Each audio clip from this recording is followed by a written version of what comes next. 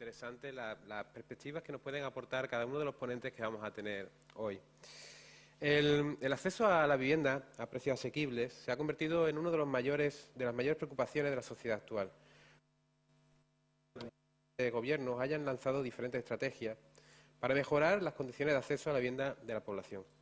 Desde todos los niveles se están arbitrando medidas para facilitar la promoción de viviendas asequibles, ya sea en venta, ya sea en alquiler. Cada uno tiene su perspectiva de cómo deben ejecutarse o cómo debe conseguirse ese acceso a la vivienda de las mayores capas de la sociedad posible. Pero cuando hablamos de futuro, es innegable que debemos partir de un diagnóstico de la situación presente en relación a la cuestión para hacer un ejercicio posterior de imaginar ese futuro probable. Evidentemente existen múltiples perspectivas para abordar la cuestión, desde la perspectiva arquitectónica, la económica, la social, la medioambiental, la pospandémica, hasta un largo etcétera. Pretendemos que cada uno de los ponentes desarrolle la perspectiva con la que más se identifique en el momento actual y proyecte su visión del futuro. Para eso nos hemos traído 3 perfiles especialistas, cada uno en un ámbito particular de la vivienda, que nos pueden aportar una idea de cuál puede ser la visión que tienen sobre el futuro de la vivienda asequible, tanto en este país como en Europa o en el mundo occidental. Para eso tenemos aquí a Sorcha Edwards, que es secretaria general de Housing Europe desde 2014, aunque previamente ya fue la secretaria general adjunta desde el año 2010 de la organización. Es coordinadora de la campaña paneuropea y del proyecto de intercambio de mejores prácticas que funciona desde 2008 con socios de 7 países, Powerhouse Europe. Es una especialista en medio ambiente y energía, también formada en la Universidad de Londres, en estudios europeos y lenguas aplicadas, y sobre todo sobresale en su conocimiento global de las políticas de vivienda europeas, las diferentes formas del sector público y privado para facilitar el acceso a la vivienda y su capacidad para compartir ese conocimiento con todos los que se le acercan. Muchas gracias, Sorcha, por participar en estas jornadas y ser una persona tan valiosa para todos los que creen en la necesidad de crear estructuras permanentes para ayudar a las personas más necesitadas. Por otro lado, nos acompaña Miguel Acosta Ramírez. Miguel procede del sector privado y tiene una visión muy potente de la vivienda desde el mundo del derecho y desde su práctica e incorporación al mundo inmobiliario, donde ejerce como secretario general de Anticipa Real Estate. Es una sociedad especializada en la gestión integral para terceros de préstamos hipotecarios y activos inmobiliarios, tanto en régimen de venta como de alquiler, y de prestación de servicios de property management, de análisis y evaluación de carteras de activos financieros inmobiliarios y de agente rehabilitador. Anticipa dispone de la plataforma líder en España en la gestión de alquileres, habiendo gestionado hasta 15.000 alquileres. Además, tiene una visión de la vulnerabilidad, de la situación de emergencia habitacional que se produce en este país, por ser el responsable de los servicios jurídicos y del Comité de Casos Especiales de Anticipa, en el que se analizan todos los casos de vulnerabilidad que afectan a los inquilinos, prestatarios y ocupantes en general de los activos bajo su gestión. Por otro lado, nos acompaña Anselmo Menéndez, una persona con la que tenemos muchísima relación, todos los que nos dedicamos al sector público. Es funcionario de carrera de Hacienda desde 1989 y desde el año 2012 permanece como vinculado a la Dirección General de Política y Ayuda a la Vivienda, en este caso con el cargo de subdirector, en la Dirección General de Vivienda y Suelo del Ministerio de Transportes, Movilidad y Agenda Urbana. Previamente también tuvo su experiencia en el sector privado, con lo cual nos puede aportar cuál fue un análisis más global, tanto desde su posición con capacidad para influir sobre las políticas de vivienda, con capacidad para determinar realmente cuál va a ser el futuro de la vivienda asequible en este país, como con la experiencia de haber estado en el sector y poder tener ese bagaje que es tan importante para poder definir estrategias. Es, además, muy buena persona y muy diligente en su trabajo, algo que puedo aseverar por experiencia propia, porque tengo el gusto de trabajar con él en algunos proyectos. Muchas gracias, Anselmo, también por venir a visitarnos, y muchas gracias, Miguel, por cierto, que antes no te lo he agradecido por atendernos. Placer. Y bueno, ya sin más, le cedo la palabra a Sorcha para que Gracias, Felipe. aporte. Y vamos a poner ponencia. Muchísimas gracias. Primero, me tiene que perdonar un poco mi nivel de español, que se ha quedado un poco básico. Ya llevo un par de años desde mi año de Erasmus en Salamanca con la Fonseca y Litros Bar. Y así que me tiene que tener un poco de paciencia con eso. Muchísimas gracias por la invitación. Ya quería venir el año, hace dos años cuando lo teníamos planeados, así que estoy muy contenta de estar aquí con vosotros. Y creo que nos damos cuenta que este tema de hoy día que ha elegido en Visesa es un momento muy oportuno, porque hace mucho que no hemos tenido tanta atención en nuestro sector, el sector de vivienda. Nos damos cuenta de eso a nivel europeo, a nivel nacional y también a nivel internacional.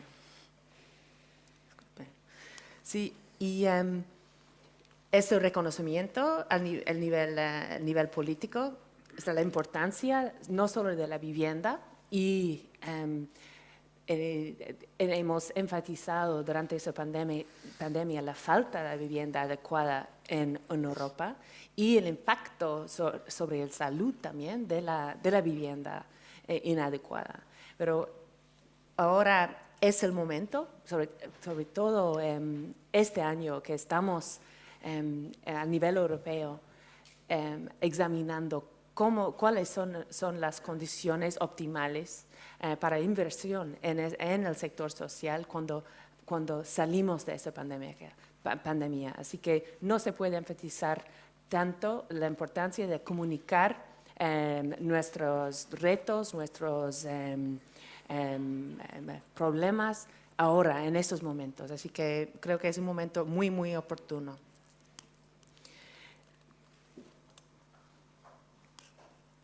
Y acerca de Housing Europe, bueno, somos el partner de AVS en Bruselas. De vez en cuando estamos en esas conferencias, se confunde con la Comisión Europea, pero nosotros estamos en Bruselas representando los intereses de AVS y de los miembros de AVS y de Concovi. O sea, es el sector público sin ánimo de lucro, cooperativas con ánimo de lucro limitado y el sector social sin ánimo de lucro. Y creo que eso es muy importante, eso vínculo que tenemos con AVS desde hace 30 años, desde uno de los miembros fundadores de Housing Europe, que antes era SECODAS, es el momento, esos vínculos son cada vez más importantes ahora, porque la Comisión valora mucho las organizaciones que son representativas en Europa. Y tenemos en nuestra red el AVS y el equivalente, las federaciones, en todos los países de la Unión Europea. Y vamos a ver, ese slide describe un poco el red que tenemos, 46 federaciones, que más o menos representa 25 millones de vivienda, pero creo que más importante representa también organizaciones, 43,000 organizaciones que están construyendo más o menos 200,000 viviendas por año y renovando un número equivalente en Europa. Y invirtiendo más o menos 40 billones de dinero, de euros. Y un sector que representa 300,000 empleados en esas entidades locales. Y esas entidades locales son muy diversas en los diferentes países de Europa, son promotores públicos, pero también cooperativas y organizaciones sociales sin ánimo de lucro. Pero ¿qué es lo que tenemos en común? Y por eso estamos luchando a nivel europeo, es ofrecer una vivienda digna a todos los europeos. Ahí se ve el equipo, somos 10 y dividimos el trabajo en 3 temas. Claro, la política. Estamos en Bruselas para controlar las directivas, o sea, las amenazas y las oportunidades que representa la legislación europea para nuestro sector y tener esa conversión entre los miembros y la Comisión Europea, el Parlamento y el Consejo para que esos amenazas están bien controlados y las oportunidades estamos aprovechando de ellos. Por ejemplo, ahora el plan de Next Generation EU. En el campo de investigación, producimos cada 2 años un reportaje, State of Housing, para describir las tendencias en el sector por toda Europa. Y en el sector de innovación, mi colega Clara Maffei, que está aquí también en esas jornadas, ayudando al sector en adoptar los cambios necesarios para el futuro de la vivienda, para que sea adecuada. En cuanto a energía, tecnología, pero también, claro, en la innovación social, el uso de datos, el mejor uso de datos. Y eso, la transición energética, claro que a nivel europeo es uno de los temas que más nos impacta porque es donde la Comisión Europea tiene realmente competencia. Claro que sabemos en el sector social, la acción de la Comisión está más basado en intercambio de prácticas entre los países, pero cuando hablamos de energía es realmente donde tiene competencia, donde tiene dientes y que las directivas nos pueden impactar directamente. Así que estamos muy activos ahora en tener esa presencia, en reconocer la ambición de la Unión Europea para que Europa sea un continente verde y un continente carbon neutral, neutral a nivel de emisiones de carbón, pero también cuando hablamos de eso tenemos que poner en la mesa las preocupaciones del sector social que tienen al nivel diario y los problemas de financiación, problemas de inclusión social y que esos temas no sean perdidos cuando vamos hacia eso, neutralidad de carbono. Hemos puesto en la mesa que estamos liderando esa transición energética, pero que queremos que sea una transición justa. Y eso es la prioridad para Housing Europe en esos momentos cuando se está negociando las nuevas directivas que van a impactar nuestro trabajo, sobre todo los estándares energéticos de la vivienda de renovación y de la vivienda construcción nueva. Pero, y eso creo que vamos a llegar al grano del tema hoy día, porque también lo que Housing Europe pretende hacer es ser una referencia para sistemas de vivienda sostenibles y integrales y no solo dejar que el debate se concentre siempre en eficiencia energética. Y por eso nos hemos juntado con las Naciones Unidas y hemos, desde hace 2 años, la cuestión de cuál es un sistema de vivienda, o sea, no existe un sistema de vivienda perfecta, sino quizás no estuviéramos ahí hoy día, pero ¿cuáles son las respuestas a esa falta de vivienda asequible? ¿Cuáles podrían ser las propuestas para los políticos en esos momentos a esa falta de vivienda asequible? Y lo que nos hemos dado cuenta, eso fue hace 3 años cuando comenzamos ese trabajo que se llama Housing 2030, o sea, justo el tema de hoy día, el futuro de vivienda. Nos dimos cuenta de que la crisis, la falta de vivienda asequible, sobre todo en zonas urbanas, llegó a ser una conversación, un problema mundial, pero vimos que las respuestas que vimos en la mesa eran demasiado simplificados, como por ejemplo construir más, poner más terreno, abrir más terreno para la construcción y ya oferta y las leyes de la oferta y demanda vamos a arreglar ese problema. Y esas soluciones lo vimos no solo en la prensa, sino viniendo de organizaciones serias del World Bank, el Banco Mundial, el OCDE, y OCDE, por ejemplo, diciendo que, bueno, cuando ves al nivel mundial, vivienda social solo representa 2% de la vivienda, así que no puede ser una solución de futuro.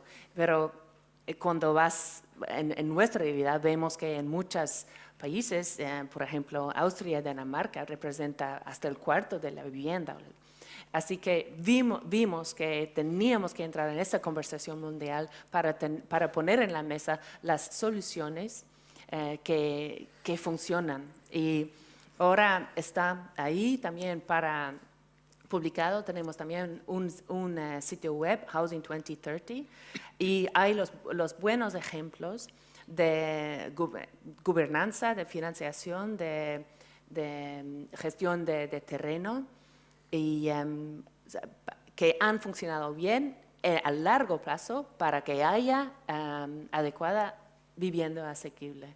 Y creo que vamos a ver, oye, estamos viendo la pregunta, ¿cuál es el sistema perfecto? Y como digo, no hay sistema perfecto, pero sí que hay políticos que han marchado muy bien desde hace décadas y que siguen funcionando incluso durante esa pandemia. Y creo que esa respuesta tenemos que poner en la mesa. Cada vez que vemos un artículo con una solución para la crisis de vivienda, hay que tener en cuenta que no hay una solución, no solo arreglar alquiler, no solo construir más, no solo subir los números, las cantidades. Hace falta respuestas y quizás no son simples, pero hace falta respuestas a largo plazo que ven esos factores diferentes. Gestión de terreno, la gobernanza, financiación, y que todo tiene que tener ese apoyo político a largo plazo que hace falta. Y os invito a usar juntos con Housing Europe esas respuestas para tener un impacto a los políticos cuando estamos haciendo ese futuro de vivienda. Vamos a presentarlo en el COP26 esta semana, que va a pasar en Edimburgo, y también queremos que ese mensaje, que la transición energética tiene que ser uno que sea asequible y realista, sobre todo para la gente más vulnerable, que queremos que ese mensaje también pase al nivel global del COP26 en Edimburgo. Yeah. Y por último, creo que ya mi tiempo debe estar casi por acabar. Creo que, y eso muchas veces también nos olvidamos. Por eso me quedé tan impresionada ayer ver todos los proyectos premiados de los miembros de OBS, porque muchas veces estamos focalizándonos en los números, también cuando hacemos nuestro lobby al nivel europeo, hablando de las cantidades de organizaciones que hay, pero finalmente, ¿por qué estamos ahí? Es para los end users, o sea, la gente que vive ahí en estas casas. Y me quedé impresionada ayer que tan importante acordarnos que detrás de cada proyecto, cada número, hay tanta trabajo, tanto pasión para que los proyectos lleguen a terminarse. Y creo que esto estamos enfatizando mucho más también en nuestro trabajo al nivel europeo, y por eso nos valen mucho esas historias y esos proyectos concretos, y estamos poniendo todos juntos esas narrativas que muestran el valor añadido del sector, porque no son todos números, son mejoramientos de vidas. Tener una vida digna no es es para, no es como, es para salir de la pobreza, para tener más oportunidades, para entrar al mercado laboral. Y muchas veces no se entiende eso al nivel político. Así que nos parece muy importante esas historias que salen, las historias de personas verdaderas. Y estamos trabajando con el BBC, produciendo una serie de películas cortas sobre el trabajo que está, por ejemplo, integrando de inmigrantes, por ejemplo, en cooperativa en Irlanda. Eso, nuestro miembro en Dinamarca, trabajando con comunidades locales, apoyando comunidades locales. También ejemplos claros que estamos trabajando con los inquilinos, mejorando la eficiencia energética de los edificios y preparando un futuro. Un ejemplo, por ejemplo, de Finlandia. Y eso creo que es nuestro el trabajo de todos nosotros, es enfatizar la falta de vivienda, pero celebrar esas historias positivas, esos éxitos del terreno cada día. Y nos juntamos en Helsinki para celebrar esos éxitos de la tercera vez que hacemos el Festival Internacional de Vivienda Social. Va a ser en Helsinki el año próximo. Espero vernos ahí.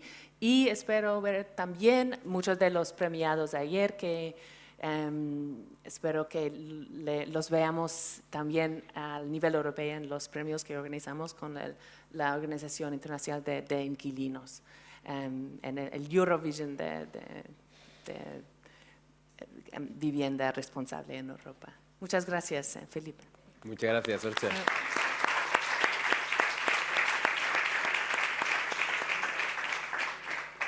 Desde luego, vuestra labor es fundamental. Yo creo que, efectivamente, al final, las viviendas, que como consumidor tan intensivo de recursos que es cuando son para más segmentos de la población más desfavorecidos, pues necesitan un impulso político y necesita visualizarse esa necesidad, ¿no? Y si no se visualiza, si no se comprueba, si no se entiende para qué necesitamos esos recursos, pues no los recibiremos ni recibiremos el impulso necesario, ¿no? Así que, bueno, es verdad, realmente creo que la concienciación sobre la necesidad de vivienda y sobre la necesidad de hacer políticas activas en materia de vivienda ha cambiado muchísimo en los últimos años, no solo en este país, sino en esta ciudad, en este país, a nivel europeo y a nivel global. Y eso tiene mucho que ver con lo que hacéis. Así que muchas gracias, Sorcha. Gracias. Pues cuando quiera. Muy bien, Felipe, muchas gracias. Buenos días a todos. Agradecer a la organización la invitación en un foro tan esencialmente público, pues al sector privado, para compartir con todos ustedes nuestra experiencia, que es lo que pretendo hacer en esta mesa redonda. Compartir con todos ustedes pues, las dificultades que encontramos en la gestión de nuestros parques de vivienda. Como Felipe ha dicho en la introducción, Anticipa, la sociedad que yo represento, es una entidad especializada en la gestión de activos inmobiliarios, tanto para venta como para alquiler. Desde el 2015 pues, hemos gestionado aproximadamente unos 28.000 alquileres, llegando a tener una cartera de alquiler vivo de en torno a 15.000 viviendas, otras tantas en venta. En producto muy granular, que es la especialidad de Anticipa, con una gran capilaridad y dispersión geográfica, aunque hay algunas zonas de mayor concentración. Y esto es lo que yo quisiera compartir con ustedes. En la introducción que hacía Felipe mencionaba que yo soy el responsable del Comité de Casos Especiales de Anticipa. Este es un comité que nos reunimos semanalmente, todos los martes por la mañana, y donde analizamos pues, todos los casos especiales de vulnerabilidad, de potencial riesgo de exclusión social y que requieren un tratamiento específico. Vaya por delante y me creerán que el martes no es el mejor día de mi semana, porque realmente te enfrentas a una realidad que no quisieras ver y que intentamos, y es algo, esto precisamente lo que quiero compartir con ustedes, intentamos colaborar con las administraciones públicas para intentar encontrar soluciones. Cualquier política pública de vivienda tiene que perseguir como principal objetivo el satisfacer las necesidades de los colectivos más necesitados, más vulnerables, en riesgo de exclusión residencial, y después, en términos generales, facilitar el acceso a la vivienda a un mayor número de población con dificultades para acceder al mercado privado. Por esta razón de prioridad, creo que es obligado que la primera parte de mi intervención me centre precisamente en esas situaciones especiales. Complemento muy brevemente el dato que nos ofrecía Sorcha anteriormente. No pretendo hacer ensalada de cifras que siempre son muy discutibles, pero tirando de algo muy reciente como la exposición de motivos del anteproyecto de ley de vivienda, que está en circulación desde hace bien poquito para audiencia pública, en la propia exposición de motivos se dice que el parque de vivienda social en España pues no llega a las 300.000 unidades, 290.000 particularmente, de las cuales aproximadamente, claro, 190.000 están en manos de las comunidades autónomas y unas 110.000 en manos de los ayuntamientos. Esto representa el 1,6% de lo que es el parque de vivienda de los hogares que existen en nuestro país, que, como todos ustedes saben mucho mejor que yo, pues asciende en torno a los 18 y pico millones de viviendas, lo que nos aleja bastante pues, de algunos países de nuestro entorno, que están o incluso superan el 15%, y otros están en parámetros de 2 dígitos. Por lo tanto, estamos muy alejados. Desgraciadamente, vivimos una crisis muy intensa en el 2008, que se prolongó durante unos años, donde tuvimos unas tensiones de vivienda terribles. Y mucho me temo que entre todos no debimos hacer los deberes lo suficientemente bien porque nos encontramos en una situación absolutamente sobrevenida, inesperada, como ha sido la pandemia y como es la pandemia de la COVID.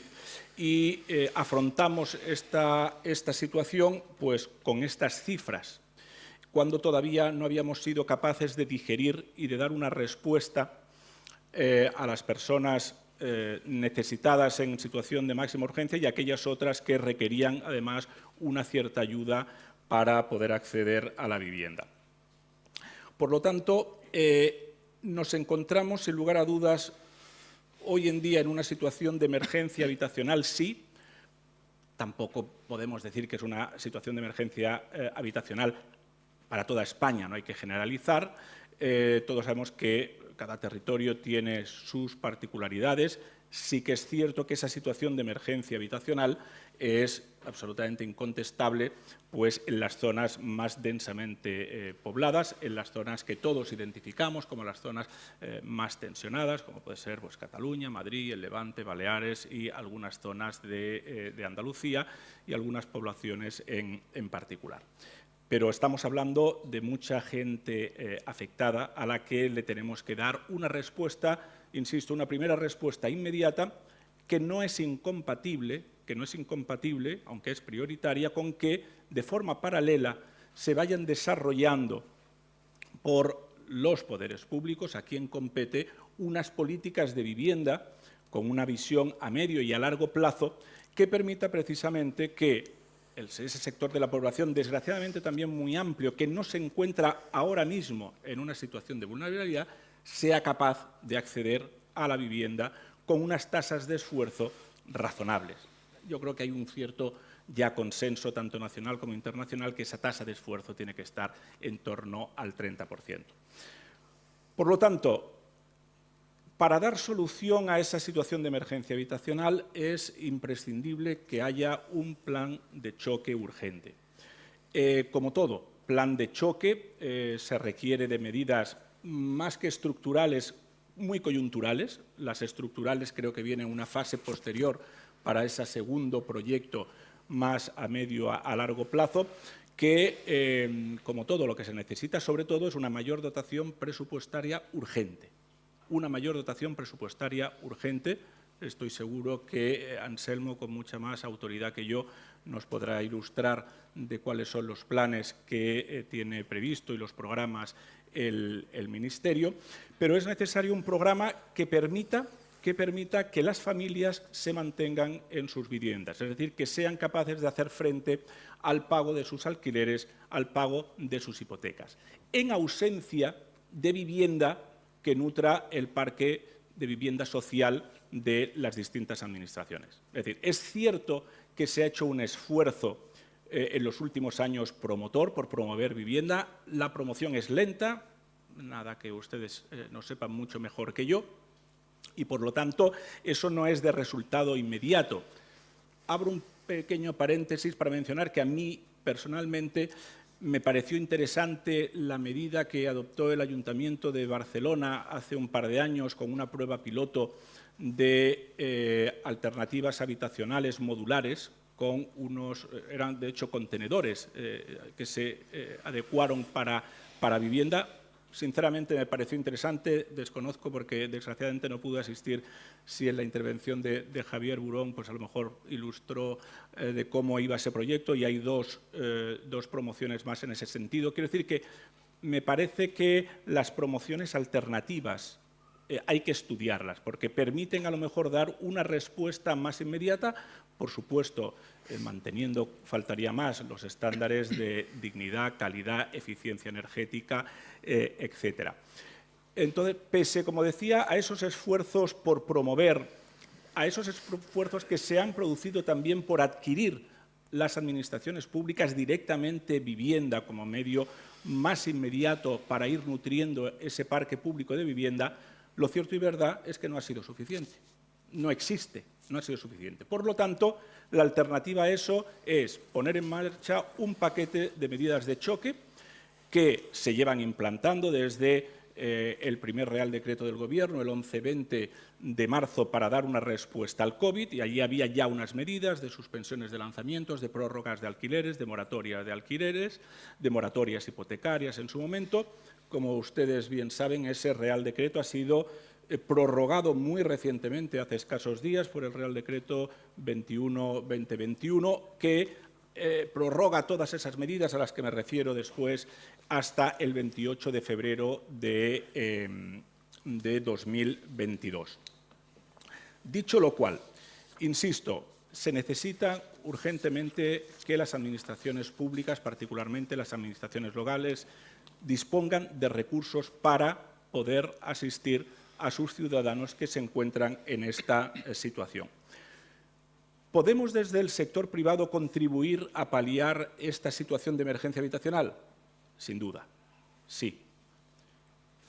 Es incuestionable, si todos ustedes desarrollan su actividad profesional en el sector público, son funcionarios expertos en materia de vivienda, es incontestable que la responsabilidad para garantizar el derecho constitucional a la vivienda recae en los poderes públicos, lo dice la propia Constitución, quienes están obligados a facilitar, a promover las condiciones, a dictar las normas para ello.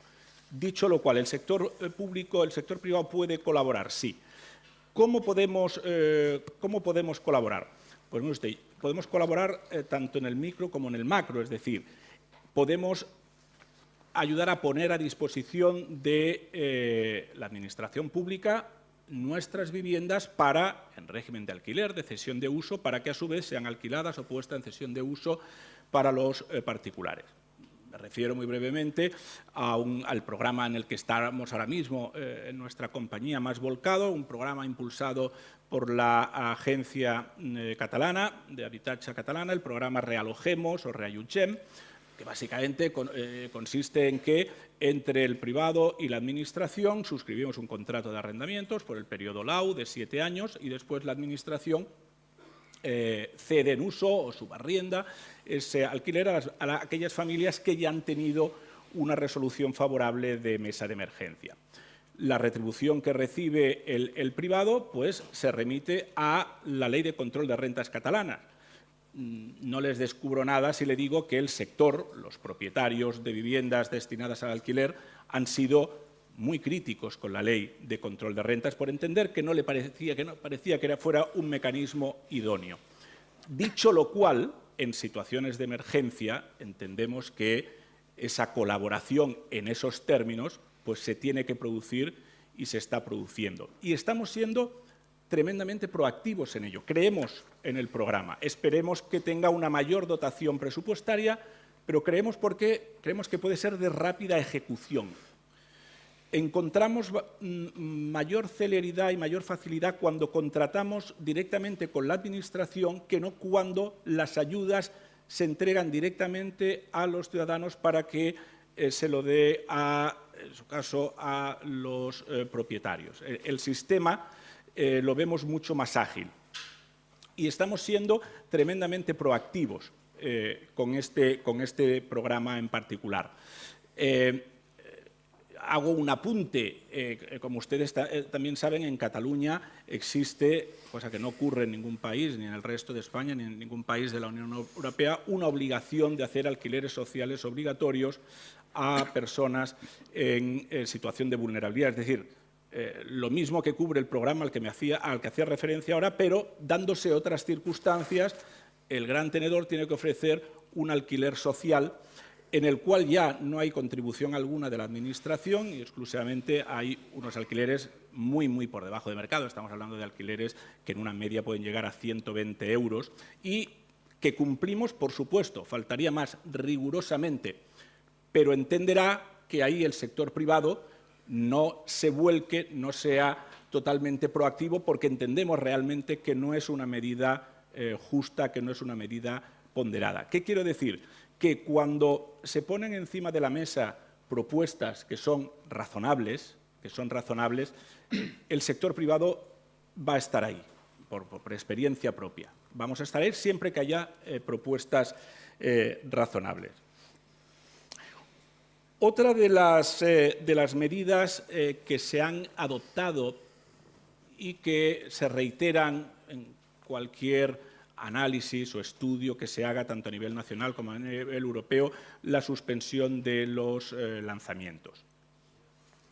Sin duda, es de sentido común, ¿no?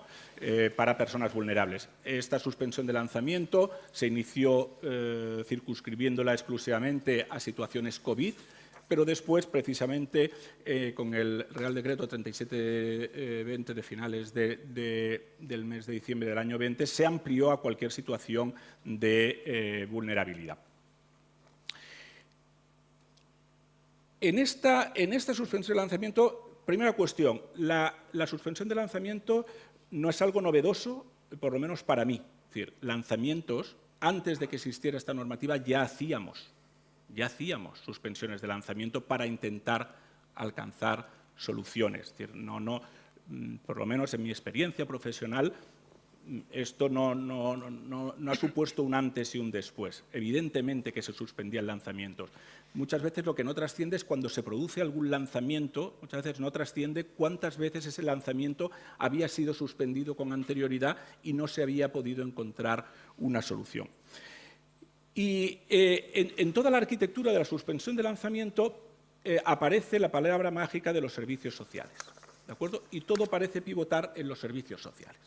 De hecho, en estos reales decretos se le da a los servicios sociales un plazo de 10 días, en el caso de lanzamiento de ocupaciones ilegales de 15 días, nunca he entendido bien la distinción en los plazos, para que emita un informe de vulnerabilidad y además proponga las alternativas habitacionales que la Administración pública debe poner en marcha. El papel lo aguanta todo y nunca mejor dicho, y está bien intencionado, pero realmente eso no responde a la realidad, eso no se da en la práctica. Lo que nos estamos encontrando son unos servicios sociales absolutamente desbordados, absolutamente colapsados, a los que además, y después me referiré, la ley, el anteproyecto de ley de vivienda vuelve a reincidir en el mismo esquema, ampliando los plazos. Pero hay que entender que primero esos plazos no son realistas y después, ¿qué alternativa habitacional va a proponer servicios sociales si no la hay? Es decir, todas estas medidas coyunturales a las que yo me refiero única y exclusivamente pueden ser efectivas si paralelamente se dota a la Administración de un parque de vivienda social que permita efectivamente ir reabsorbiendo eso. vía ayudas o vía disposición de vivienda directamente. ¿Qué nos está ocurriendo en la práctica? Pues que obviamente a los requerimientos y a los mandatos judiciales en la mayoría de los casos no hay respuesta de servicios sociales, y cuando hay respuesta de servicios sociales la respuesta es que la propiedad valore realizar un alquiler social. Hombre, no es lo que está diciendo la norma, no es lo que se pretende, pero se entiende. Esto me lleva a hacer una reflexión importante. Estamos hablando de inversión en vivienda, producir nuevas viviendas. Hay un déficit de viviendas, pasa que hay que saber cuál es ese déficit, pero nunca hablamos de que la importancia que tiene ampliar las plantillas en servicios sociales. Es absolutamente fundamental, absolutamente fundamental. Con los escasos recursos que hay ahora mismo, estamos perdiendo ahora mismo oportunidades, ocasiones, porque no hay posibilidad. Entonces, no me cansaré de repetirlo, es muy importante que se ponga foco. Es exactamente igual que si durante la pandemia nos hubiésemos dedicado a hacer hospitales y producir camas, pero no hubiese personal médico para atender. Esto es exactamente lo mismo. En lo que es dar una respuesta a situaciones de emergencia habitacional e incluso de vivienda asequible, es fundamental la figura del trabajador social, de los servicios sociales. Por lo tanto, pongo en la mesa este llamamiento. Felipe, ¿voy bien? Si no, vamos a ir terminando ya. Perfecto. Cuando tú puedas, Miguel, pues apunto para desarrollar después. Intentemos, muy importante, llegar a acuerdos con las administraciones públicas. Nos cuesta mucho llegar a acuerdos con las administraciones públicas, a llegar a convenios. Y la realidad nos demuestra que cuando llegamos y alcanzamos acuerdos, somos capaces de solucionar muchas situaciones, muchas. Encontramos todavía reticencias que nos cuesta entender a firmar convenios con entidades privadas o con gestores de carteras de activos inmobiliarios que no alcanzamos a entender. Y es muy importante porque somos capaces de establecer protocolos de actuación, somos capaces de anticipar las situaciones de vulnerabilidad y darle una respuesta, y somos capaces además de llegar a soluciones ad hoc, incluso fuera de estos programas generales a los que yo me estoy refiriendo. Caso de Andalucía, porque estamos aquí, pues el caso de Málaga pues es un caso muy significativo. Hemos conseguido establecer una interlocución con el Instituto Municipal de Vivienda de Málaga, con sus servicios sociales, que es fluida, que hay un intercambio constante de información y que detectamos las situaciones de necesidad. Eso es muy importante. Y Felipe, lo dejo ahí en siguiente intervención. Complemento algunas cosas. Muchas gracias. Te lo agradezco, gracias, Miguel. Y sobre todo te agradezco que pidas presupuesto para el sector público, para que pues, tengamos la capacidad de crear infraestructuras más potentes, ¿no? Y proteger a más capas sociales. Bueno, pues Anselmo, cuando tú quieras. Bueno, buenos días a todos. Ante todo, agradecer a Emisesa y a la AVS la invitación a participar en esta mesa. Escuchar a Sorcha me ha producido esperanza, y escuchar a Miguel me ha producido conformidad absoluta. No puedo estar más de acuerdo con todas y cada una de las palabras que has trasladado. Hablamos de futuro de la vivienda asequible. Desde mi punto de vista, es un futuro necesario, esperanzador y, si me lo permiten, obligatorio. En definitiva, no voy a trasladarles tampoco datos, como dijo Miguel, que habrán oído ya reiteradamente, sobre las 290.000 viviendas públicas que hay solamente en España, sobre el incremento del precio que está produciéndose nuevamente y sobre la demanda de emancipación permanentemente insatisfecha. En ese contexto generalizado, ¿qué ocurre? Que hay un consenso, que ya es difícil en España, entre las administraciones, entre la ciudadanía en general y entre el sector inmobiliario en su conjunto, consenso que también tiene algo que ver a nivel internacional, para implementar de forma decidida y con vocación de permanencia un parque de vivienda asequible, entre comillas, contundente, que no haya que discutir más de ello en el futuro. A este respecto, para fomentar esta implementación, ¿qué está haciendo el Ministerio de Transportes, Movilidad y Agenda Urbana? Voy a enumerarles, con ánimo de ser un poco más didáctico, pues 9 iniciativas concretas y ciertas. más acertadas en su planteamiento o no, pero concretas. Iniciativa 1. Es muy reciente, el texto que acaba de aprobar el Consejo de Ministros de la nueva Ley de Vivienda, que está ahora mismo en información pública y próximamente iniciará su tramitación parlamentaria. En esa Ley de Vivienda, el Gobierno, de forma decidida, implanta la calificación indefinida de las viviendas protegidas. Todas aquellas viviendas protegidas que se construyan sobre la reserva de suelo regulada en el artículo 21b del texto refundido de la Ley del Suelo serán de calificación indefinida en tanto en cuanto el suelo así lo sea. Y aquellas otras viviendas, que es tanto como decir que van a ser indefinidas por siempre, en términos prácticos. Y aquellas otras que se construyan sobre otros suelos también tienen que tener calificación indefinida, salvo algunas excepciones que prevé la norma y, en todo caso, como mínimo 30 años. Probablemente esta decisión del Gobierno tenga algo que ver con que en los últimos 50 años en España hemos construido 7 millones de viviendas protegidas. La mayor parte de ellas, como consecuencia del proceso de descalificación perfectamente regulado, se han incorporado al mercado libre y han dejado de resolver parte de la problemática que hoy tenemos pendiente. Por otra parte, la ley de vivienda también prohíbe la venta del parque público de vivienda. En este caso, sospecho que tendrá algo que ver el hecho de que recientemente, o hace ya algunos años, hubo una serie de ventas del parque público a determinados entes privados, fondos o incluso cualquier otro agente privado, que generaron ciertas dudas sobre el beneficio social que estamos consiguiendo con esas operaciones. Iniciativa 2. El actual Plan Estatal de Vivienda 2018-2021 incorpora un programa de ayuda con fondos del Estado para la promoción de viviendas en alquiler con renta limitada durante un plazo mínimo de 25 años. Circunstancia esta que ha de constar en nota marginal en el registro de la propiedad para que tengamos una garantía jurídica absoluta de lo que estamos haciendo. Como consecuencia de esta iniciativa, de este dinero que pone el Ministerio, el Estado, en manos de las comunidades autónomas para llevar a cabo promoción de este tipo de viviendas, calculamos que ahora, cuando acabe el plan a finales del año 2021, las comunidades autónomas habrán puesto en marcha la promoción de en torno a 7.000 viviendas y prácticamente todas ellas se han acogido a esta posibilidad.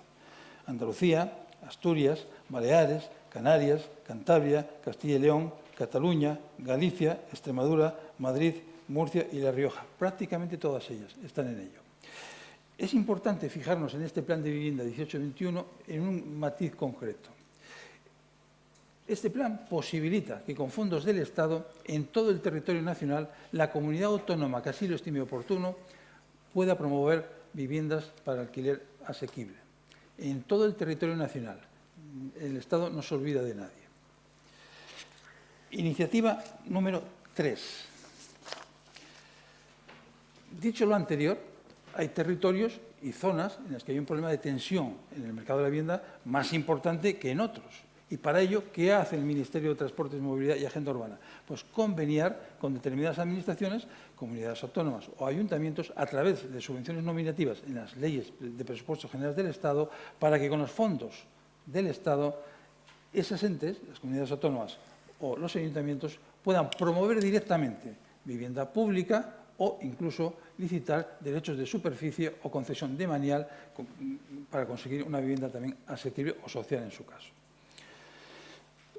Lógicamente, esto genera a veces alguna controversia, porque esta medida está orientada a centrarnos en aquellos lugares donde hay más problema, bajo la salvaguarda de lo que he comentado antes, que cualquier comunidad autónoma, a través del plan estatal, tiene capacidad, con fondos del Estado, para promover este tipo de viviendas. Luego, nadie queda desprotegido desde el punto de vista de la financiación estatal.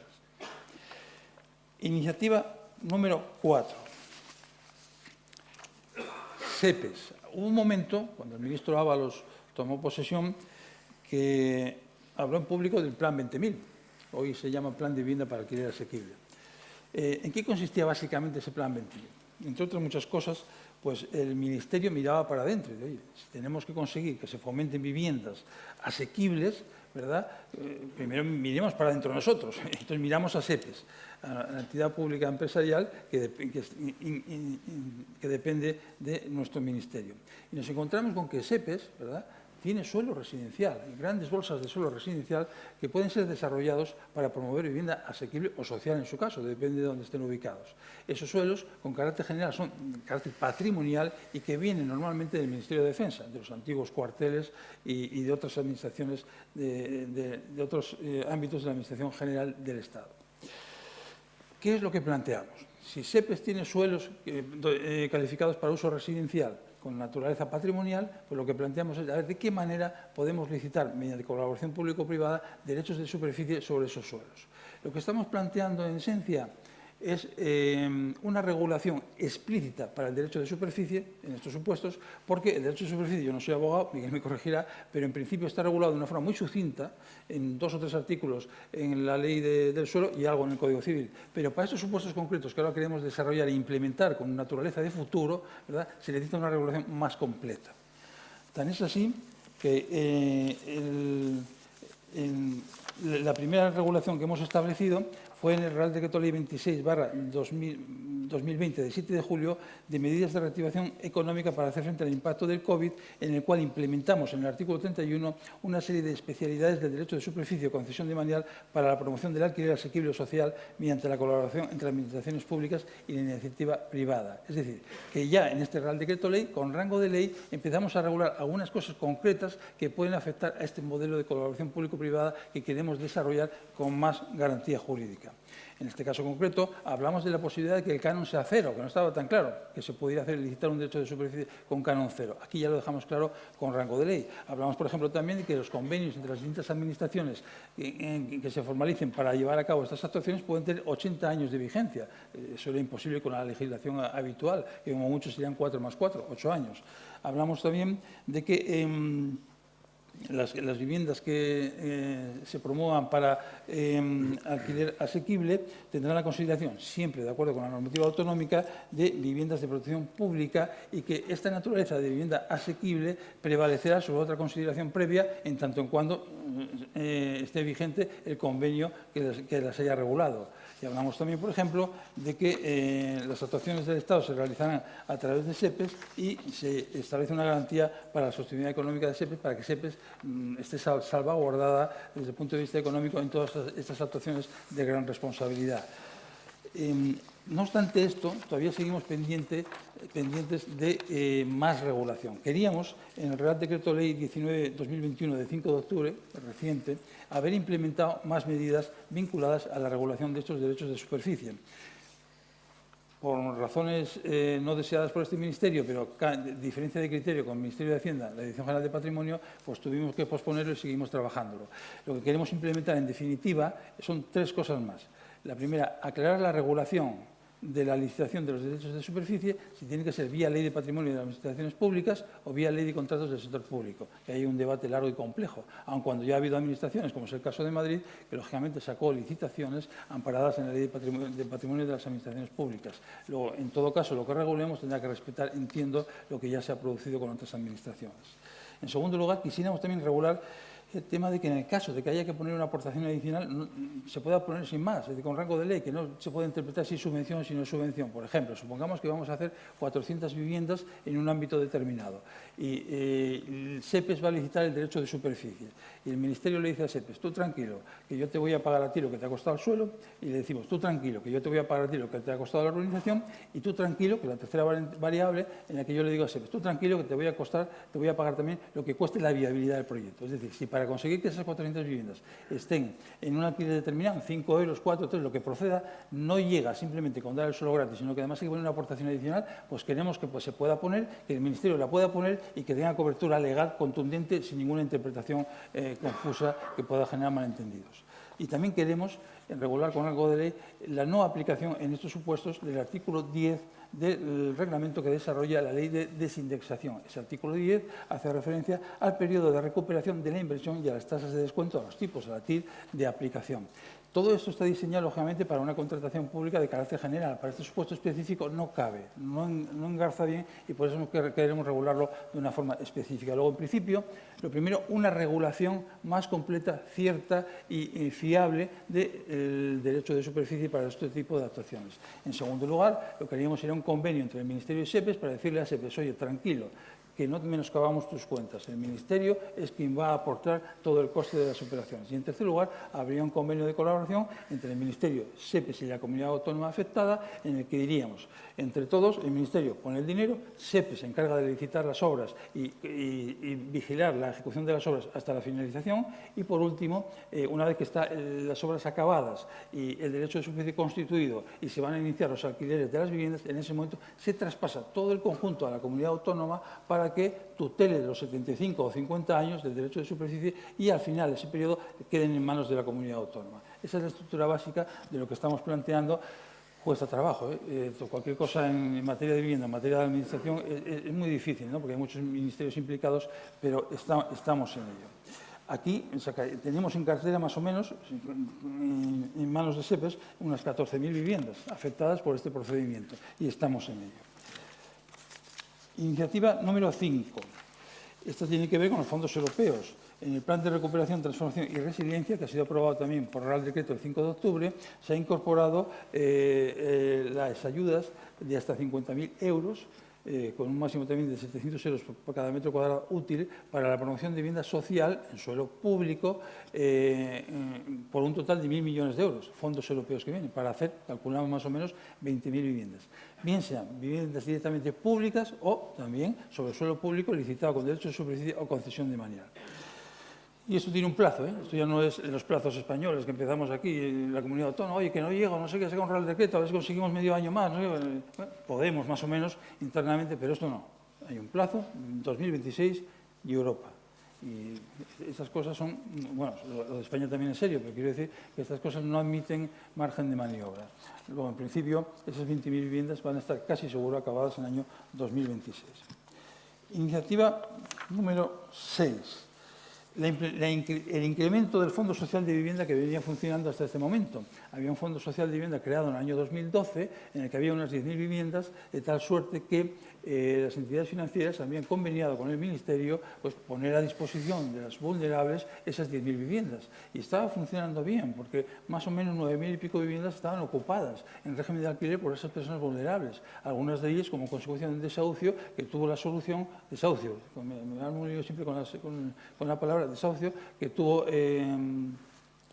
como solución mantener a esas personas en esas viviendas en régimen de alquiler lógicamente social. Se ha implementado un poquito más. El Gobierno, que está muy involucrado en todas estas materias, ha pedido a las entidades financieras un esfuerzo adicional. Las entidades financieras han aportado 1.000 viviendas más, estamos más o menos en torno de 11.000 viviendas aportadas, de las cuales ya están ocupadas en régimen de alquiler social casi 10.000, no llega a 10.000, pero casi 10.000. Luego hay 10.000 familias que están teniendo solución por esta vía. Iniciativa número 7, la Sareb. La Sareb ya venía por su cuenta, desde que se fundó, conveniando con determinadas comunidades autónomas y con determinados ayuntamientos la cesión del usufructo de determinadas viviendas, de tal suerte que recibía entre 75 y 125 euros por el usufructo de cada vivienda, y la comunidad autónoma o el ayuntamiento correspondiente alquilaba esas viviendas en régimen social o, en todo caso, asequible. Y además, en ese convenio acordaba entre las dos partes, la administración correspondiente y la Sareb, que si hubiera que hacer alguna pequeña obra de adecuación para que pudiera entrar una familia, pues contribuían las dos instituciones al 50% para hacer esa pequeña obra. Y eso venía funcionando, solo, tranquilamente. Más o menos, la Sareb nos pasa unos datos que no llegaba a 5.000 viviendas, pero más de 4.000 estaban en funcionamiento en ese sentido. Como ese sistema estaba dando resultados, ¿qué ha hecho el Ministerio? Pues en febrero del año 2021 firmó un protocolo con la Sareb de tal suerte que el objetivo es que se extienda en 10.000 viviendas más esa forma de actuar, que lleguemos hasta las 15.000 viviendas.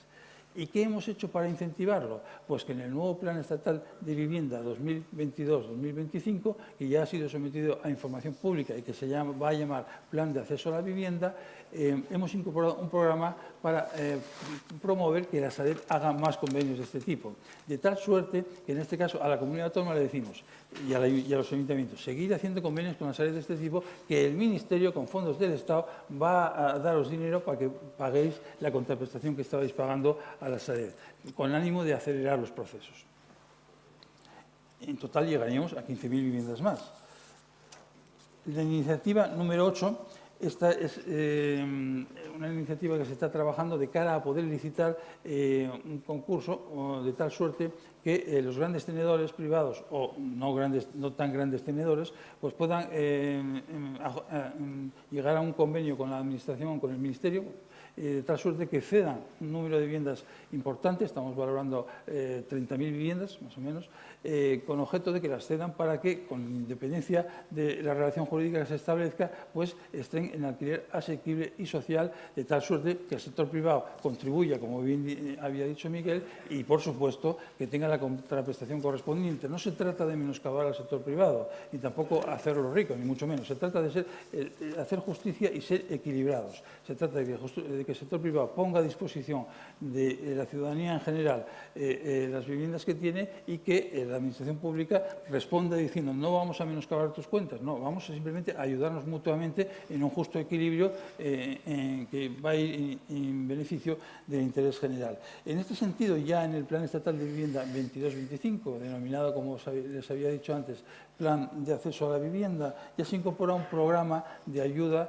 que potencia la cesión de viviendas por parte del sector privado a las comunidades autónomas y a los ayuntamientos, con objeto de lo que hemos comentado, simplemente ponerlas a disposición en virtud del negocio jurídico que proceda para que se puedan alquilar a las personas que lo necesitan, y siempre buscando el punto de equilibrio para que el sector privado salga equilibrado, no ya compensado, simplemente equilibrado. Y como iniciativa número 9 estaría el tema del nuevo Plan Estatal de Vivienda 2022-2025, que plantea también un programa específico de promoción de vivienda en alquiler asequible para el suelo privado, de tal suerte que se le da una ayuda proporcionada y muy medida para que tenga las viviendas que produzcan sobre el suelo privado durante 15 años en alquiler y luego queden libres. Ese es el tema un poquito más controvertido, porque muchos de ustedes me dirán, ya estamos otra vez, 15 años nada más y luego se quedan con ello.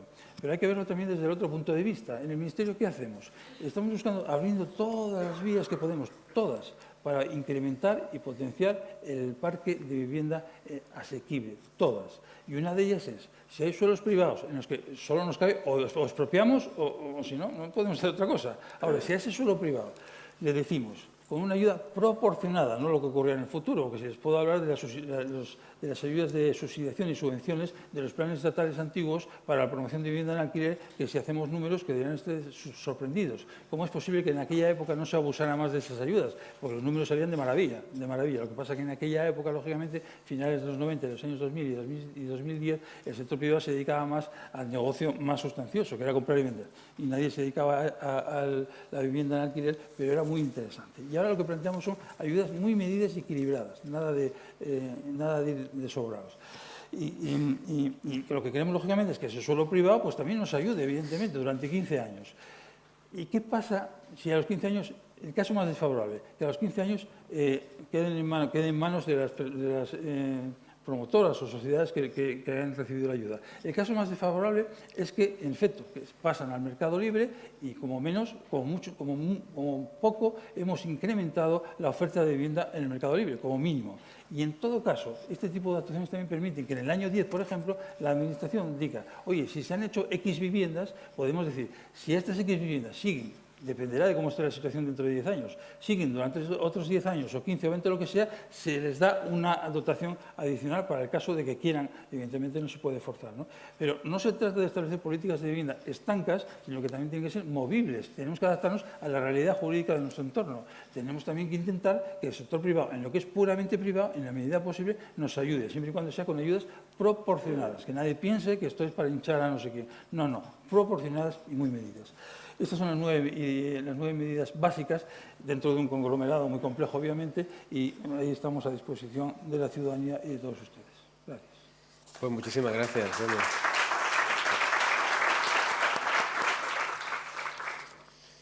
La verdad es que la variedad de acciones que estáis implantando es bastante sorprendente, ¿no? Bueno, sobre todo teniendo en cuenta la falta de iniciativa, ¿no? que se ha producido en tiempos anteriores, ¿no? No es una crítica a ningún gobierno en concreto, ¿no? Simplemente la vivienda está en un centro del debate ahora, que nunca lo ha estado, y bueno, quizás hemos tenido que llegar muy bajo para que pueda estar en el centro del debate. Ese puede ser el problema. Me parece que que Sorcha pues quizás nos podría, a la vista de todo lo que se ha estado comentando en este momento, ¿cómo crees tú que estamos enfilando la salida en este país para poder afrontar mejor la situación de emergencia habitacional que hemos tenido con relación a lo que tú puedas conocer de nuestro entorno europeo? Sí, no puedo entrar en tantos detalles sobre la ley de vivienda en España, pero sí que podría dar algunos, o compartir algunos ejemplos de otros países, sobre todo lo que hemos visto en ese estudio sobre los sistemas que han funcionado bien, es el estudio Housing 2030. Pero sí intentar relacionarlo con la situación española en esas décadas, porque, por ejemplo, he visto en nuestro State of Housing que nunca se puede olvidar la crisis de 2008, y se ve en las cifras, por ejemplo, los permisiones para construir bajó desde 700,000 permisiones en 2000, justo en 2007, bajó desde 77,000 hasta 700,000. O sea, una cifra es impresionante, que esa diferencia. Y creo que ahora, claro, que es otra emergencia que hay ahora. Y tiene razón cuando dice que hay que adoptar medidas para esa emergencia. Pero creo que lo que hay que tener en cuenta es qué es lo que se puede hacer para evitar que pase de nuevo.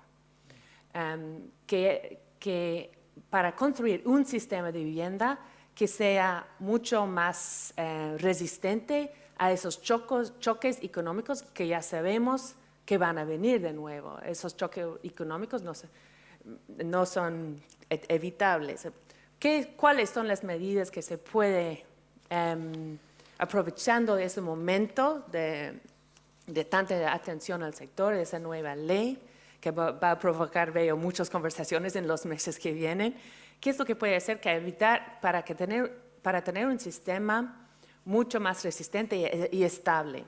Y algunas características que hemos visto en otros países, por ejemplo, su vecino Francia fue el único país después de 2008 donde subió la tasa de construcción de vivienda social. ¿Y cuáles eran los factores? Cuando uno analiza un poco, la diversificación de financiación sin ánimo de lucro, garantías estatales, públicas, y hay que ver organismos dedicados de vivienda social.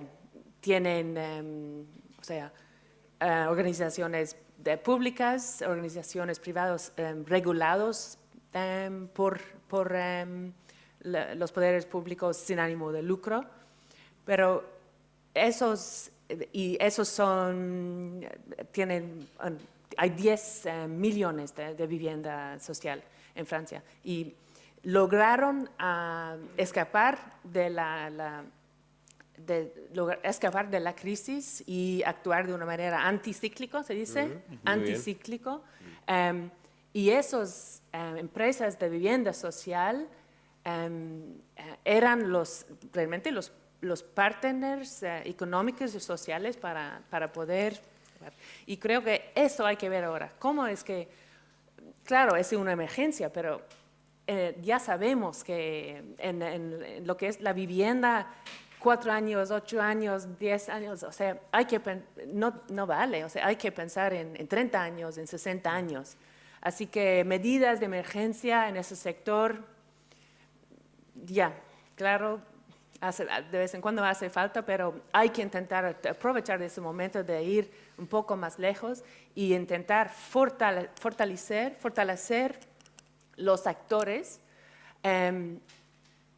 los sectores locales, públicos y sin ánimo de lucro, para que ellos puedan actuar ahora, de aumentar la construcción, la renovación, pero que también hay que tener en cuenta que esos actores, si están fuertes, si están apoyados y si tienen fondos financieros, sobre todo diversos fondos, también fondos sin ánimo de lucro, pueden actuar cuando hay otras emergencias. Por ejemplo, vemos la situación puede cambiar, la accesibilidad también puede ser una prioridad en un momento, en otro momento puede ser falta de vivienda para la juventud, en otro momento shrinking city, o sea, que la gente sale de una zona. Y eso es lo bueno de tener esos partners a largo plazo, es que pueden actuar según las necesidades y los cambios de esas necesidades. Y creo que eso hay que ver ahora cómo se puede fortalecer a largo plazo esos actores que pueden actuar con las necesidades cambiantes. Vaya, parece que según lo que nos ha expuesto Anselmo, ¿no? Pues vamos un poco en esa línea, ¿no? de reforzar esa estructura para que sea capaz de reaccionar a largo plazo. Claro, en esa línea necesitamos la calificación permanente, ¿no? De la vivienda protegida, algo que es muy controvertido, sobre todo en la parte privada del sector, y que parece que va a generar muchas dificultades a la hora de gestionar o de avanzar en esta ley. Pero, por otro lado, sin embargo, me parece que ha establecido la posibilidad de promover vivienda asequible sobre suelos privados durante 15 años. Entiendo que esos suelos podrían ser también protegidos para que después, una vez se quisieran vender, mantuvieran esa protección y estuvieran siempre en un mercado intervenido, o estamos hablando de viviendas sobre suelo libre. No, estamos hablando de viviendas sobre suelo libre y a los 15 años quedarían libre nuevamente. Libre completamente. Porque lo que buscamos simplemente es la ayuda adicional también de ese suelo privado. El suelo privado o lo expropiamos o buscamos la forma de que nos ayude. Sí. Y para que nos ayude, con una cuantía muy medida, a ver si conseguimos que en 15 años tengan viviendas para alquiler con renta limitada, ¿verdad? Y luego ya vamos a ver qué pasa durante los 15 años, ya iremos viendo, pero de momento ya conseguimos ese objeto. Y es una medida más, no es la más importante. Tenemos que acumular todas las medidas en que podamos, entiendo yo. Es lo que estamos haciendo en la medida de lo posible. Sumando, siempre. Sumando, claro. Y claro, el sector privado hay que respetarlo. O expropiamos o hacemos algo para incentivar a que nos ayude. Y claro, hay gente, me dirá mucha gente, oye, ¿por qué no lo hacéis a 30 años, a 40 y a 50? Bueno, pues en fin, que se sienten conmigo y hacemos los números. A ver si conseguimos que el sector privado se siente. Hay que entenderlo. Nosotros, en estas 9 medidas, no hablamos de poesía. No hablamos de poesía. Hablamos de cosas concretas. Estas 9 medidas suman ya en cartera como mínimo 100.000 viviendas. 100.000 viviendas a corto y medio plazo. Y ya empezamos a hablar de una cuantía de viviendas escasa todavía, porque no nos queda trabajo ni necesidades que cubrir en España. Pero estamos emprendiendo un camino muy interesante y que sin duda alguna va a ser el camino, sea el gobierno que sea en España, sea el gobierno que sea, el camino que van a seguir en los próximos 20 o 30 años en España, sin ningún género de duda. Estoy totalmente convencido. A ver qué gobierno viene a decir que no, que esto no es necesario. Difícilmente, estamos de acuerdo. Siempre que seamos capaces de garantizar la... Bueno, ahora vamos a pasar el turno de preguntas, que parece que sí que hay interés, ¿eh? Vamos a darle primero por aquí, luego por aquí y luego por ahí, si nos importa. Lo que vamos a hacer es que, si tenemos como tenemos otro micrófono,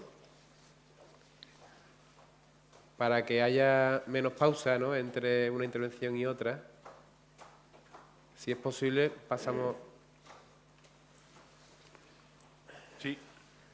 Sí, hola, soy Gaspar Mayor de Alicante, de la empresa de Alicante, y siento hablar porque estoy siendo muy pesado en la jornada, pero como es mis últimas jornadas, antes de jubilarme, pues creo que estoy en la situación de tener lo que hacer.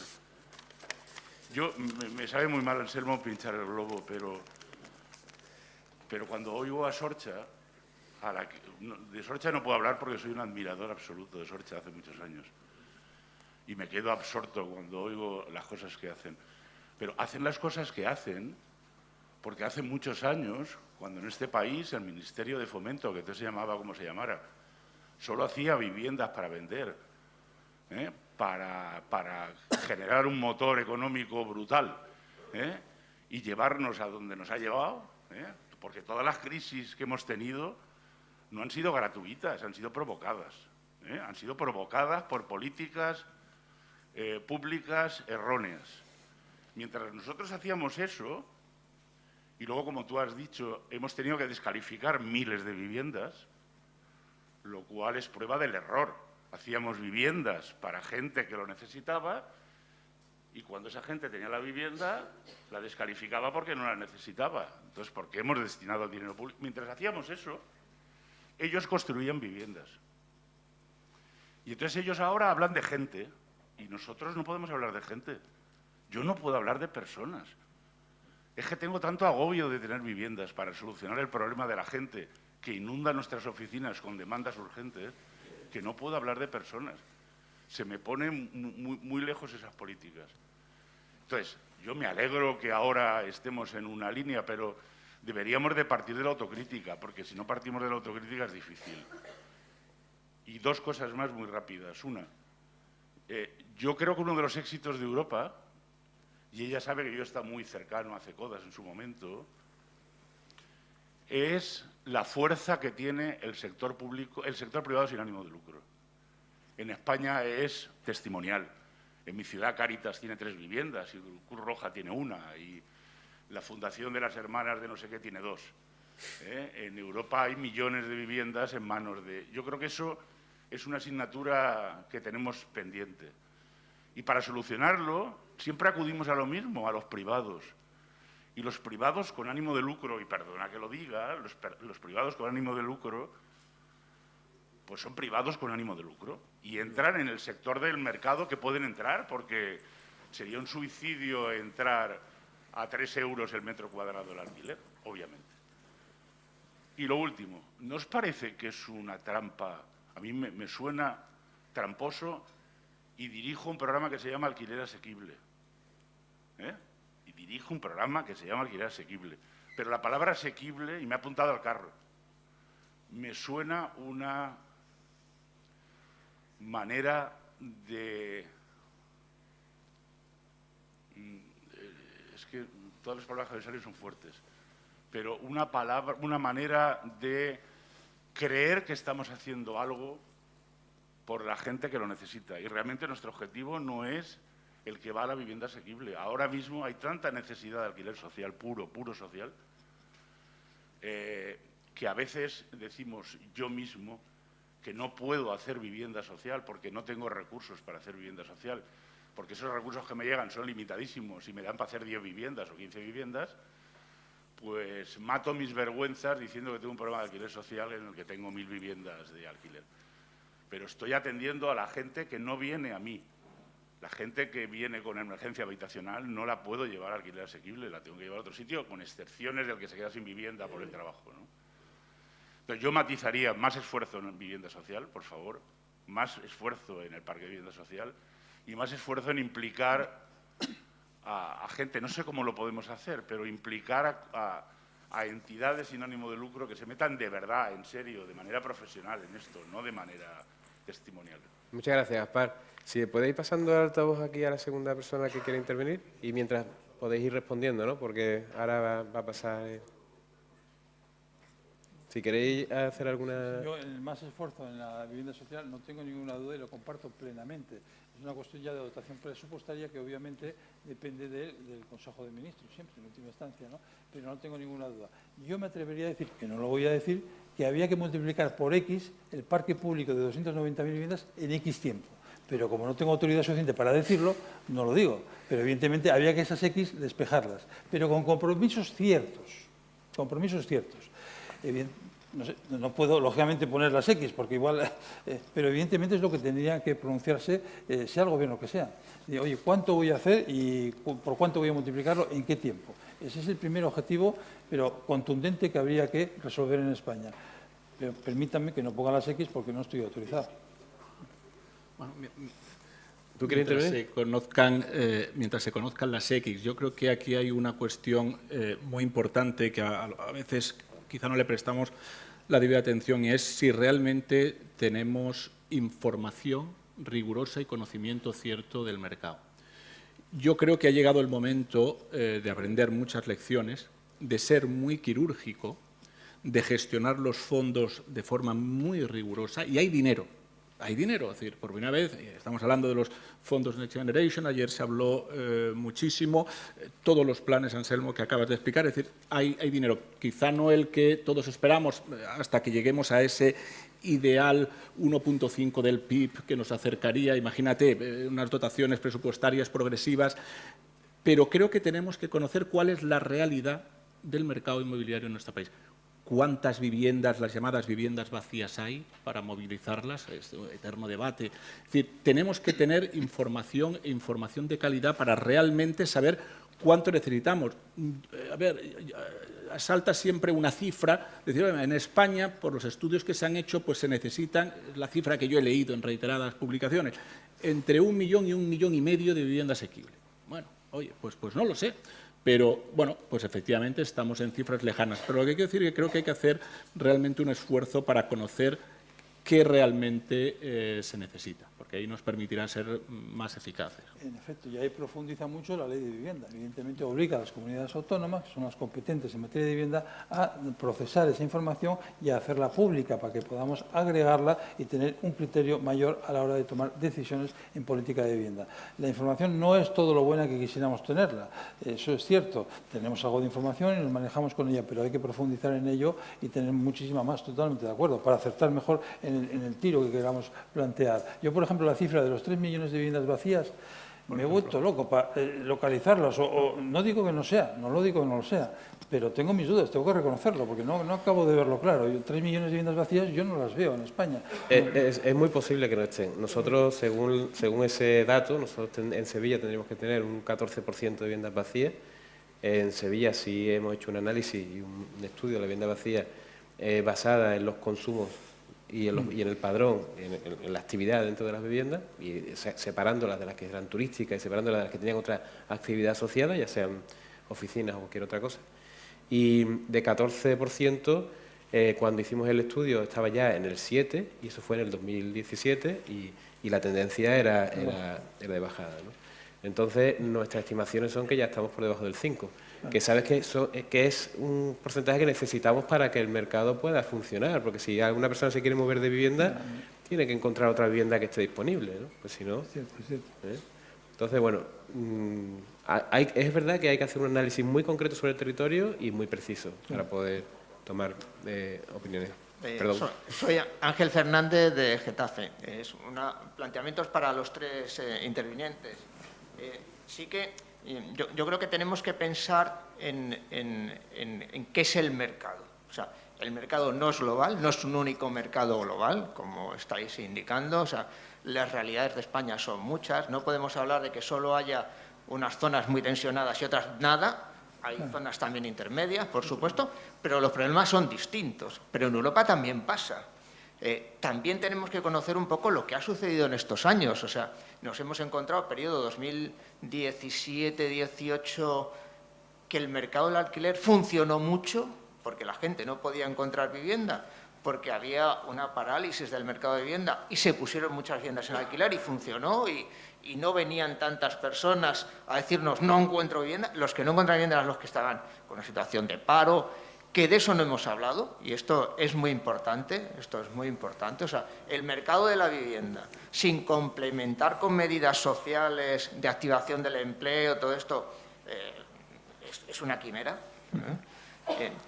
Pero también nos hemos encontrado que justo antes de la pandemia había una crisis, sobre todo en las ciudades más relevantes a nivel económico, por dos motivos fundamentales. El tema turístico, que es clave, la expulsión de las ciudades hacia las coronas metropolitanas, pero también es clave en ese fenómeno la atracción que están suponiendo las grandes urbes y las grandes metrópolis, Madrid, Barcelona, Málaga, Sevilla, puede ser también, del resto del territorio, y esto está pasando en Europa también.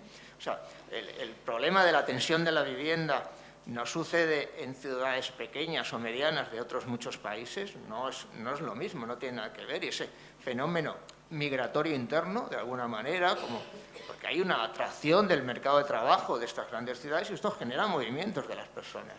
Entonces, eso tenemos que conocerlo y tenemos que también ver qué medidas se pueden tomar, crear otros polos de atracción, otros polos de interés, actividad económica en otros lugares para que no exista tanta presión. Y eso es importante porque es lo que vosotros decís. ¿Cuántas viviendas se necesitan realmente? ¿Cuántas viviendas se necesitan realmente? También estoy de acuerdo con algo de lo que ha dicho Gaspar, pero también en desacuerdo. Es cierto que en Europa el gran fenómeno que cubre la vivienda no solo son las entidades públicas, las administraciones, sociedades públicas, sino también ese tercer sector, pero ese tercer sector no cubre las necesidades de la vivienda asistencial o social, no, cubre las necesidades de la vivienda asequible, que es distinto.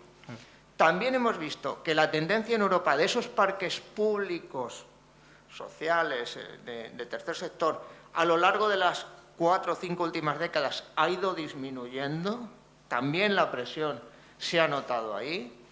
Lógicamente, como dice Gaspar, estoy totalmente de acuerdo, hay que incentivar que el tercer sector entre en el mercado porque solo exclusivamente lo público no puede llegar a cubrir ese porcentaje necesario. Esto es absolutamente demostrable. Yo me alegro por lo que está comentando Anselmo, de que hay una fuerte inversión en el medio y en el largo plazo por incrementar los parques públicos, pero sí también un poco desde Europa que nos cuenten también con detalle, ¿no? ¿Qué se va a hacer? ¿Qué se quiere hacer? Porque no es lo mismo Berlín que Bonn, no es lo mismo París que otras ciudades de Francia. ¿Qué se quiere hacer y qué se parece a nuestro mercado? Que es muy distinto porque nuestro mercado de vivienda en general está en manos de particulares. No está en manos de grandes tenedores como está existiendo en otros países. Fijémonos en Austria, en Holanda, no solo atienden la vivienda la de la persona que no puede pagar ningún alquiler, sino también es una forma de vida vivir en alquiler. Nuestros jóvenes quieren vivir en alquiler, pero para que puedan vivir en alquiler, el alquiler no tiene que estar en los precios similares al de la hipoteca, porque cuando está en precios similares a la hipoteca, la gente compra viviendas, que es lógico. Porque además, si tenemos parques públicos de vivienda asequible, que tenga unos precios moderados, podremos regular el mercado de la vivienda y cuando vengan estas crisis se atenuarán, se dulcificarán y no serán tan graves. Yo creo que tenemos que también tener la perspectiva que estamos en un momento coyuntural. También hay una estructura, pero hay medidas coyunturales, medidas estructurales. Y era un poco mi intervención en ese sentido. Muchas gracias. Por aquí, ahí está. Visto yo no, a ti. Si queréis comentar algo con respecto a lo que... Mientras viaja el micrófono, solamente porque quede apuntado, yo creo que usted lo ha apuntado, el tema de la vivienda es un tema complejísimo, poliédrico y que se tiene que aproximar de distintos lados. No se ha dicho explícitamente, pero en este país hay un problema de salario. Claro, también hay que meterlo en la ecuación. Es decir, si vemos las estadísticas, el divorcio que ha existido entre el incremento salarial en este país con el incremento del precio de la vivienda, pues es insostenible.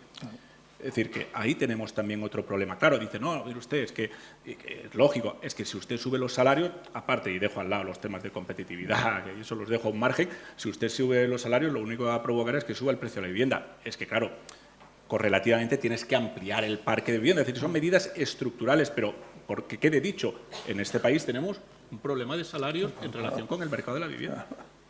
Por supuesto. Bueno, y tampoco eso es igualitario, ¿no? Que es lo que estaba diciendo él, ¿no? Que todos los territorios no son iguales. Sí, no por tenemos. supuesto. Existen ciudades donde a lo mejor hay un 40% de grandes tenedores. En Sevilla tenemos un 5 o un 6% de propietarios que son personas jurídicas. O sea, todo esto es muy variable, ¿no?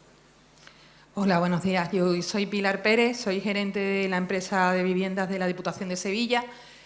Y, bueno, realmente lo mío es una pregunta. O sea, ¿en algún momento se ha pensado o hay alguna experiencia europea o de alguna manera en la que se analice la vinculación de la vivienda con la despoblación?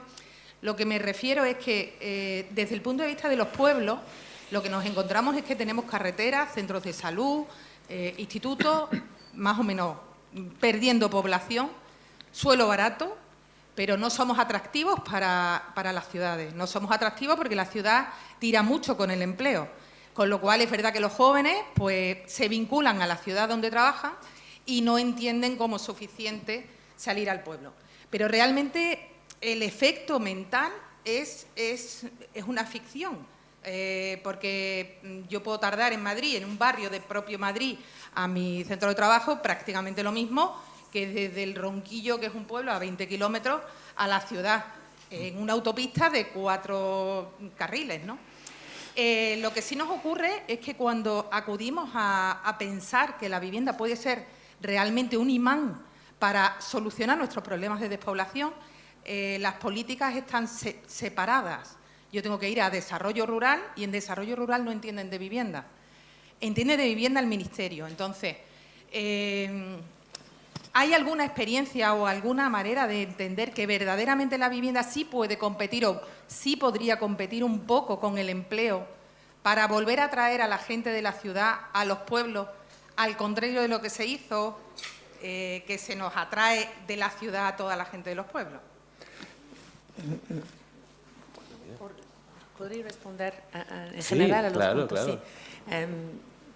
Bueno, se ha mencionado que hay que basarse en las cifras y creo que es muy importante y en Housing Europe intentamos también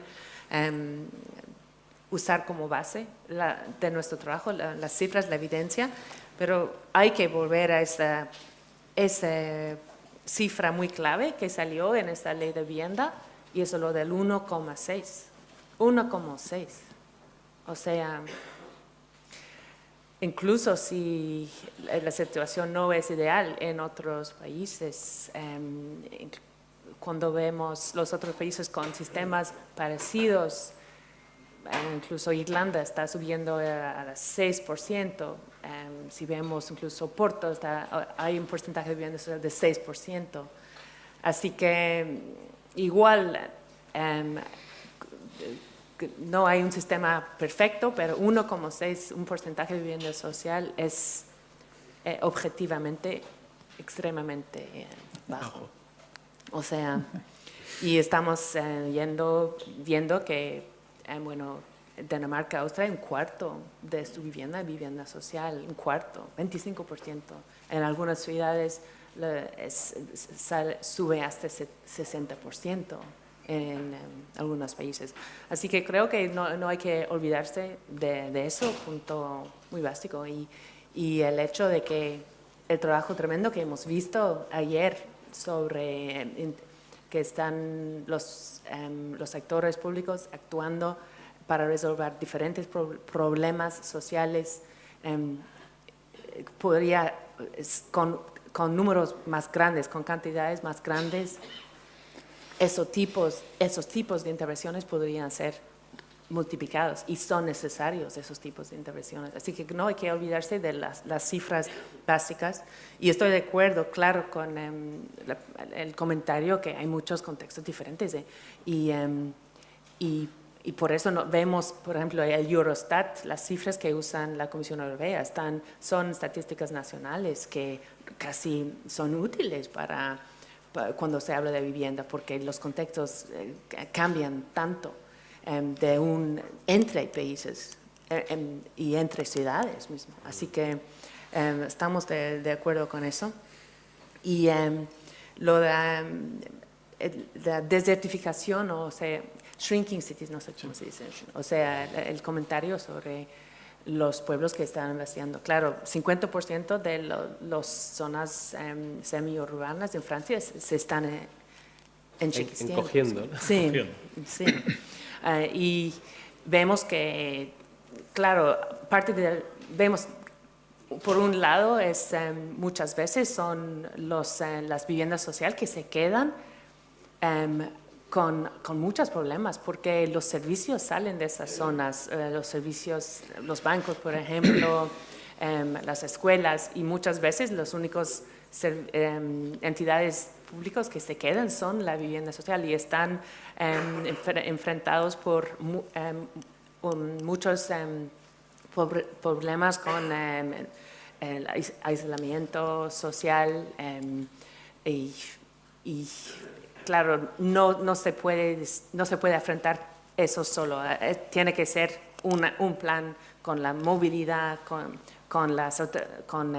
todos los servicios públicos. No veo solo una solución basada en la vivienda, pero sí que están, por ejemplo, nuestros partners italianos están como parte de su plan sobre el New European Bauhaus, están analizando exactamente ese problema y cómo se puede capitalizar en ese dinámico producido por la pandemia, el teleworking, para incentivar o facilitar el movimiento entre zonas rurales y urbanas para la gente joven. Por ejemplo, hay algunos esquemas que están saliendo y en Alemania también vemos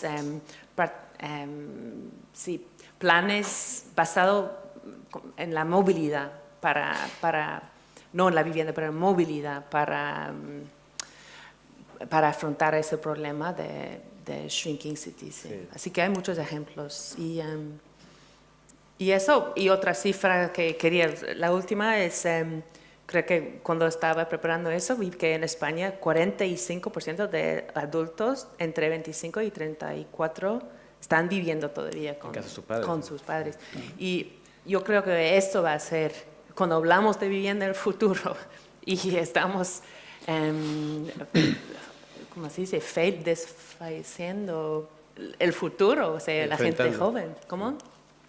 Failing, o sea, fallando. Fallando al futuro del país de esa manera. Creo que, y el problema un poco que vemos en muchas partes, que las políticas de vivienda social muchas veces no están dirigidas a los jóvenes, no han sido dirigidas a esa parte, pero vemos ahora buenas prácticas que están surgiendo para intentar arreglar esa situación muy urgente. Sí. Estamos todos de acuerdo.